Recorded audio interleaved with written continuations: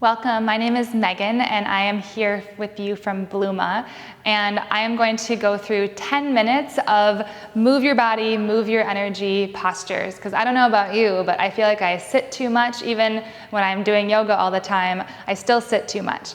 And sometimes I just want to get up and shake it all out and move things and open up the hips and the shoulders, but I don't have a ton of time. So that's what we're going to do today. 10 minutes, get the energy flowing, get the blood flowing, and hopefully you'll feel better for the rest of your day. So let's start in our favorite posture at Bluma, goddess pose. Bring your legs nice and wide, toes out, knees bent, and bring your hands to your heart center. As you inhale, take a big breath, bring your arms overhead, straighten through your legs, and then open mouth, exhale, hands to heart center. 2 more times, big breath in, and open mouth, exhale. Last one. All right, stay in goddess pose. Lift your right heel. Take a few pulses here. We do this at Bluma all the time. We get so strong. We're able to breathe still. We're not clenching our jaw. Our shoulders are relaxed. Take a few more pulses. And then let's switch over to that left side. Pulsing, breathing. Soften your toes, your fingers, your jaw. And then release that heel down. Can you lift both heels up at the same time, both arms to the sky? Couple really big breaths. Move in that energy. Last one. And then drop your heels, star pose, one of my favorite postures. Take up as much space as you can. Reach through your fingers and your toes. And then as you exhale, turn your toes in a little bit, slightly pigeon-toed, and fold forward nice and slowly. You can bend into one knee at a time. Shifting a little side to side. And then coming back through center, walk your hands as far forward as you can and keep pressing through your heels. Let your head get heavy, toes spread nice and wide. Couple more breaths. Walk your hands back beneath your shoulders. Bring your right hand to the center of your mat and sweep your left arm up to the sky. I like to roll up my wrist a few times. And slowly release it back down. Let's switch to the other side. Right arm skyward, roll out that wrist. And release it back down. Firm up the low belly, slowly rise all the way back up to stand, and bend into your right knee, coming into warrior 2. Let's straighten and bend that knee a few times. Breathing into it. And the next time your knee is bent, flip your front palm and reverse your warrior. I love this one to open up through the side body. I like to think about I'm breathing into that right lung, really inflating that area that can get so tight from sitting too much. And then stay here in this side bend, but straighten that right leg. Reverse triangle pose. One big breath here. And come back through center, and we'll come into triangle. So you can bring your right hand to your shin or the floor or block. Looking up for a moment. With straight legs, straight arms, come all the way back up. And then inch your feet together. So in between sides, bring those legs together. Coming into chair pose, firing up through the quads, arms float overhead, and let's take little pulses here. Breathing into it, toes relax. Next time you bend into those knees, hold there and bring your arms behind you. You can stay here or interlace those fingers, pulling the wrists away from the low back. One more big breath. Straighten through your legs and look up. Chin away from the chest. Good, and then come back through center, shake it out. And let's try that left side. So left leg steps away into our warrior 2 stance. We're gonna bend and straighten that front knee a few times, just mobilizing those joints. Then next time you bend into your knee, hold here, flip that front palm, reverse your warrior. We're imagining the breath going into that left lung, really opening up those intercostal spaces in between the ribs. And now straighten your front leg. Keep reaching through your left pinky finger. Big breath in. And we'll take that into our triangle pose. So left hand to the left shin or block. Right arm to the sky. Breathing here.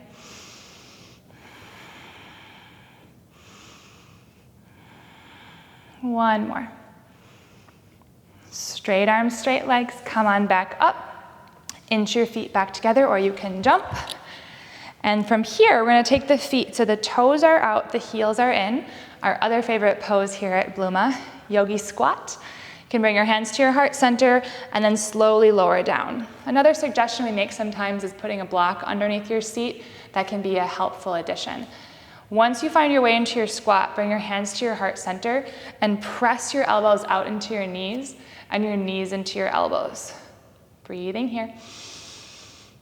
Roll to the outer edge of your feet so you're not gripping for your toes. Let's take a few more deep breaths. Last one. Slowly release down onto your seat, and let's take the legs really wide.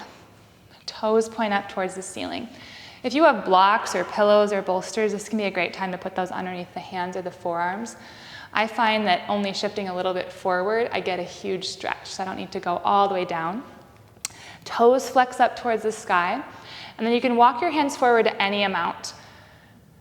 And if you feel a little tight, I find it can be helpful to sway a little side to side, so we're not forcing anything, we're not straining, we're easing into it.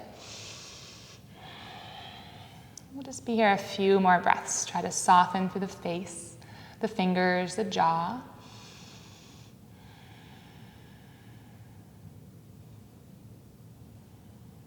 And then slowly come back up to seated. Take both legs out in front of you. I'm going to turn sideways so you can see this more. Toes flex up towards the ceiling, arms overhead, big breath in. And then exhale, fold forward. Your head can get heavy again. You can hold on to the outer shins, outer ankles, outer feet. I find if I hold behind the pinky toe and pull all 5 toes on each foot back, the stretch intensifies.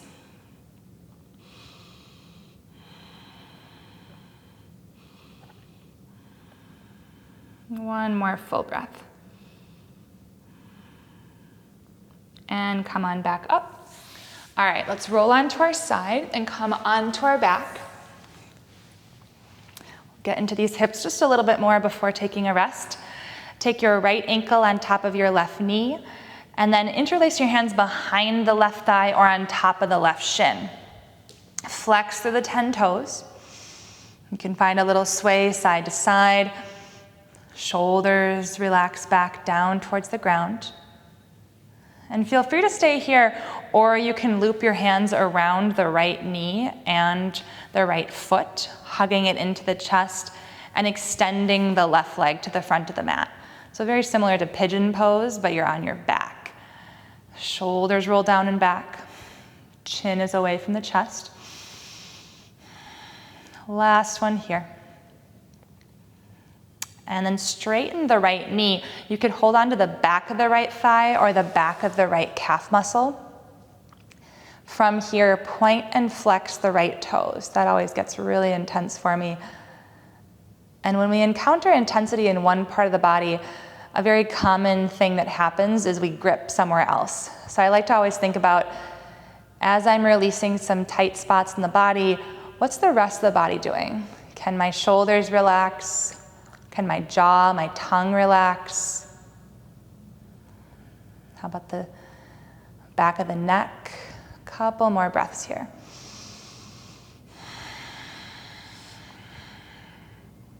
And then slowly release that right leg all the way down. I usually feel like my leg is about 2 feet longer on that side. So let's make sure we even ourselves out. Let's take that left ankle now on top of the right knee in figure 4. Looping the hands behind the right thigh or on top of the right shin. We'll start with those gentle sways side to side. Notice if this side feels different at all. You can stay here or hold on to that left leg and foot with both arms as you straighten the right leg forward. Sometimes when there's some tightness here, the shoulders will pop up off the floor. So as much as possible, see if you can keep the back of the heart, the shoulders, the back of the neck pretty soft and stable down towards the ground.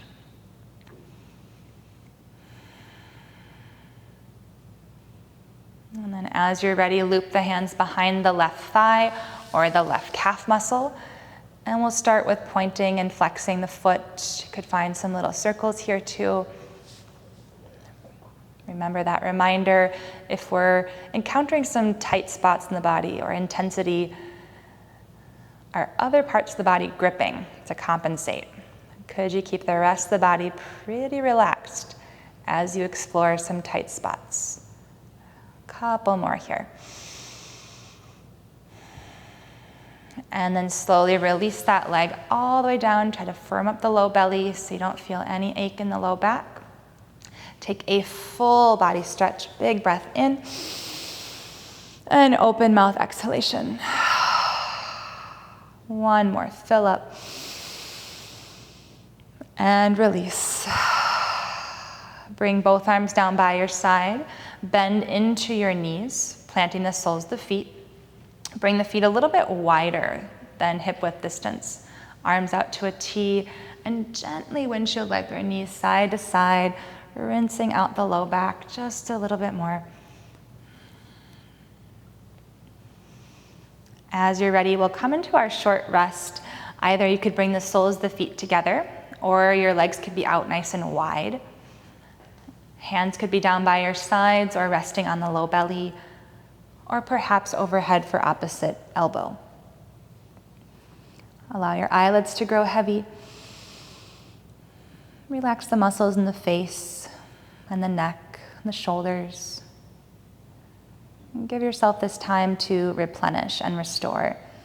We moved energy, we got the blood circulating, we released any stagnation. And now give yourself this momentary rest, this pause in your day, sending gratitude throughout your body for this present moment.